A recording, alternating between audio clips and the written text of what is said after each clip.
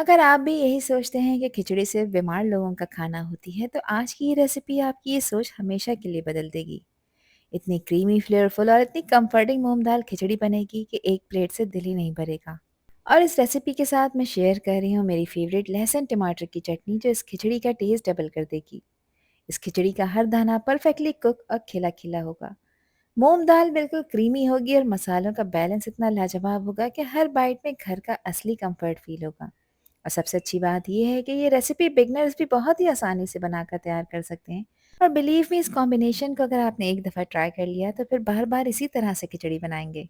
तो चलें फिर शुरू करते हैं इसको बनाना। तो ये खिचड़ी बनाने के लिए यहाँ पर मैंने ली है 1 कप मूंग की दाल, और इसको मैंने मेजरिंग कप से मेजर किया है। आप लोग नॉर्मल जो घर में चाय पीने वाला कप होता है उससे मेजरमेंट कर सकते हैं। दाल को अच्छी तरह से साफ कर वॉश करके आधे घंटे के लिए भिगो कर रख देंगे, जिससे ये जल्दी और इवनली कुक होगी। 1 कप मूंग की दाल है तो इसके लिए मैंने 2 कप चावल भी लिए हैं, और चावलों को भी मैं अच्छी तरह से पहले साफ करूंगी, फिर इसको खुले पानी से वॉश करके आधे घंटे के लिए भिगो कर रख देंगे। सोकिंग की वजह से चावल खिले खिले पकते हैं और खिचड़ी का टेक्सचर बहुत ही सॉफ्ट और क्रीमी बिल्कुल परफेक्ट आता है। अब इसकी चटनी बनाने के लिए एक पैन में मैंने डाला है 3 टेबल स्पून कुकिंग ऑयल।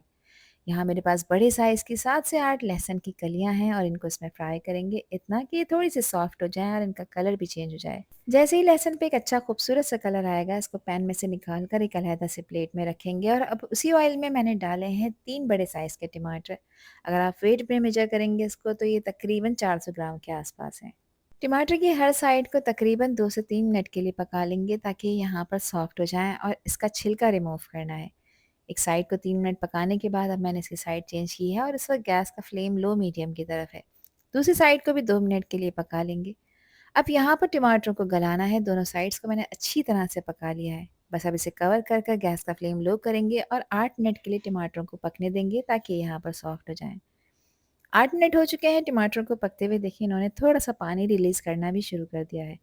टमाटर सॉफ्ट हो चुके हैं और इस टाइम पर इनका छिलका ईज़िली उतर सकता है। इस तरह छिलका रिमूव करने से चटनी का टेक्सचर बहुत ही स्मूथ और सिल्की बनता है, और टमाटर का असली फ्लेवर बहुत अच्छी तरह से निकल कर आता है। ये छोटा सा स्टेप चटनी का टेस्ट और टेक्सचर दोनों नेक्स्ट लेवल का कर देते हैं। सारे छिलकों को मैंने रिमूव कर दिया है, और अब इन सॉफ्ट टमाटरों को मैं अच्छी तरह से मैश कर रही हूँ, ताकि बिल्कुल स्मूथ सा बेस तैयार हो जाए। इसके बाद जो लहसुन फ्राई कर रखा था वो भी मैं इसमें ऐड कर दूंगी, और लहसुन और टमाटरों को अच्छी तरह से मैश कर दूंगी। टमाटर और लहसुन को साथ में मैश करने से लहसुन का फ्लेवर ऊपर से महसूस नहीं होता, बल्कि पूरी चटनी में इवनली मिक्स हो जाता है। इसी वजह से हर बाइट में टमाटर की हल्की सी खटास और लहसुन की ज़बरदस्त खुशबू और टेस्ट बिल्कुल परफेक्ट बैलेंस में रहता है। अब अगेन एक पैन में डालेंगे 4 टेबल स्पून जितना कुकिंग ऑयल, और ऑयल गर्म हो जाएगा तो इसमें 1 टीस्पून मैंने साबित सफ़ेद ज़ीरा डाला है, और इसको ऑयल में डालकर कुछ सेकंड्स के लिए फ्राई कर लूँगी, ताकि ये क्रैकल हो जाए। एक बड़े साइज़ की प्याज को बारीक चॉप कर इसमें ऐड किया है, और अब प्याज को ज़ीरे और ऑयल में फ्राई करेंगे।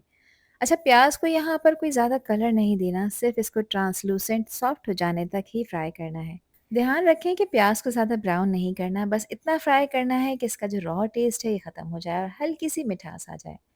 प्याज यहाँ पर फ्राई हो गई है तो इसमें तकरीबन मैंने 3 हरी मिर्चें ली हैं, जो कि तीखी वाली हैं, और इनकी क्वांटिटी आप अपने टेस्ट के हिसाब से कम और ज़्यादा कर सकते हैं। इनको भी इसमें कुछ सेकंड्स के लिए फ्राई कर लेंगे, ताकि मिर्चों का जो एक कच्चापन है ये बिल्कुल ख़त्म हो जाए। कुछ स्पाइसेस ऐड करने लगी हूँ, जिसमें 1 टीस्पून मैंने कश्मीरी लाल मिर्च ऐड की है, जो कि तीखी बिल्कुल नहीं होती, मगर इससे कलर खूबसूरत आएगा चटनी का। 1 टीस्पून इसमें मैंने नमक डाला है। क्वार्टर टीस्पून मैं इसमें हल्दी का पाउडर भी ऐड कर रही हूँ। अभी मसाले कच्चे हैं, इनको भूनना ज़रूरी है, तो इनको लगातार चलाते हुए आपने भूनना है तकरीबन 3 से 4 मिनट के लिए, या तब तक के लिए जब तक कि इनका कच्चापन ख़त्म ना हो जाए और ऑयल इसमें से सेपरेट नज़र ना आना शुरू हो जाए। तकरीबन 4 मिनट मैंने मीडियम लो फ्लेम पे इसको भून लिया है। मसालों में से एक अच्छी सी खुशबू आना शुरू हो चुकी है, तो अब इसमें ऐड कर देंगे वही टमाटर और लहसुन का पेस्ट जिसको मैश कर रखा था। और इस पेस्ट को मसालों के साथ अच्छी तरह से मिक्स करते हुए तकरीबन 3 से 4 मिनट के लिए मीडियम लो फ्लेम पर भून लेंगे। और इस स्टेप को आपने बिल्कुल भी स्किप नहीं करना, क्योंकि इसी से ही टमाटर का कच्चापन ख़त्म होगा और लहसुन का फ्लेवर और भी ज़्यादा निकल कर आएगा, और सारे मसाले एक दूसरे के साथ अच्छी तरह से ब्लेंड हो जाएंगे। जब ऑयल हल्का सा इसमें सेपरेट होने लगे और चटनी से बहुत ही मज़ेदार खुशबू आने लगी, तो समझ लीजिए कि आपकी लहसुन टमाटर की चटनी बिल्कुल तैयार है। ये चटपटी और फ्लेवरफुल चटनी मूंग दाल खिचड़ी के साथ इतनी ज़बरदस्त लगती है कि इसका हर निवाला और भी ज़्यादा मज़ेदार हो जाता है। गैस का फ्लेम ऑफ करेंगे। इसकी फाइनल गार्निशिंग के लिए इस पर स्प्रिंकल किया है मैंने बारीक कटा हुआ हरा धनिया। और ये मज़ेदार चटपटी सी टमाटर लहसुन की चटनी आपके खिचड़ी का फ्लेवर नेक्स्ट लेवल का कर देगी। इस मज़ेदार चटपटी चटनी को आप रोटी, पराठे या फिर दूसरे खानों के साथ भी इंजॉय कर सकते हैं। दाल और चावल को भिगोए हुए आधा घंटा कंप्लीट हो चुका है, तो अब एक पैन में मैंने डाला है आधा कप कुकिंग ऑयल।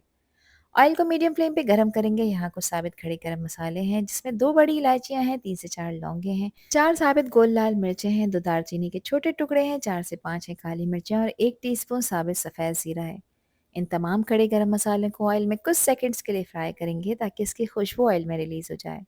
जब ये मसाले यहाँ पर क्रैकल होना शुरू हो जाएँगे, तो इसमें मैं ऐड करूँगी एक मीडियम साइज़ की प्याज़, जिसको मैंने बारीक स्लाइस में कट कर लिया है।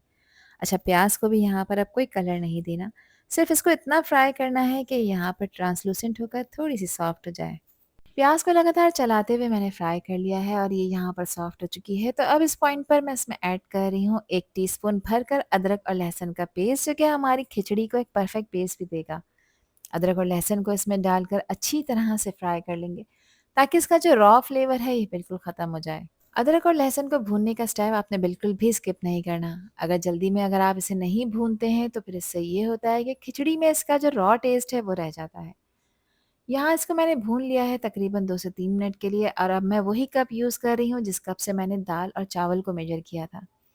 तो चावलों के हिसाब से मैं इसमें 2 कप पानी ऐड कर रही हूँ, और मैंने 1 कप दाल ली थी, तो यहाँ पर मैं इसमें 1 कप पानी मज़ीद ऐड करूँगी। यानी 1 से सवा कप पानी आप इसमें मज़ीद ऐड कर सकते हैं। टोटल इसमें मैंने तकरीबन 3 कप पानी ऐड किया है।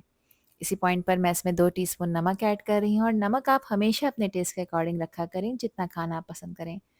एक दफ़ा इसको मिक्स करेंगे और इस पानी में बॉयल लेकर आएँगे। जब पानी में बॉयल आ जाएगा, तो 3 से 4 हरी मिर्चें अच्छी खुशबू के लिए इसमें मैंने ऐड की हैं।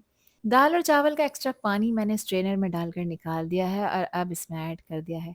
अच्छा, इसको इसमें डालने के बाद हल्के हाथ से इसको मिक्स करेंगे। बहुत ज़ोर-ज़ोर से आपने स्पून या स्पैचुला नहीं चलाना, क्योंकि ये चावल और दाल भीगे हुए हैं, तो ये यहाँ टूट भी सकते हैं। बस एक दफ़ा आपने इसको मिक्स करना है, गैस का फ्लेम हाई करना है, और हाई फ्लेम पे इसको आपने इतना बॉयल करना है कि इसका जो ये पानी नज़र आ रहा है आपको, ये ड्राई हो जाए। अच्छा, इस पॉइंट पर आप इसका नमक भी चख सकते हैं।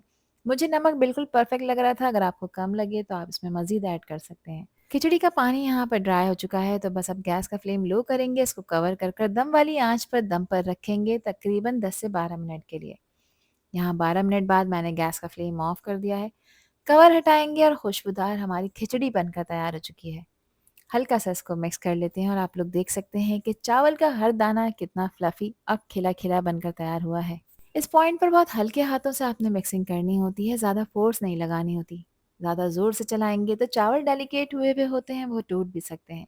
इस गरमा-गरम खिचड़ी को मैं सर्व कर रही हूँ लहसुन टमाटर की चटनी के साथ। ये एक ऐसी रेसिपी है कि जब भी आपका दिल करे सिंपल, हेल्दी और कंफर्टिंग खाना खाने का, तो बिना सोचे इस रेसिपी को आप ज़रूर ट्राई कर सकते हैं। बिज़ी वीकडेज़ हों, बरसात का मौसम हो, हल्की तबीयत हो, या घर में कुछ लाइट और फिलिंग खाने का मूड हो, तो ये खिचड़ी हर मौके के लिए परफेक्ट है। आई होप कि वीडियो आप लोगों को पसंद आई होगी। पसंद आई हो तो कमेंट सेक्शन में अपना प्यारा सा फीडबैक मुझे लाज़मी शेयर करिएगा, और चैनल पर न्यू हैं तो चैनल को भी ज़रूर सब्सक्राइब कर दीजिएगा। अल्लाह हाफ़िज़, अल्लाह निगहबान।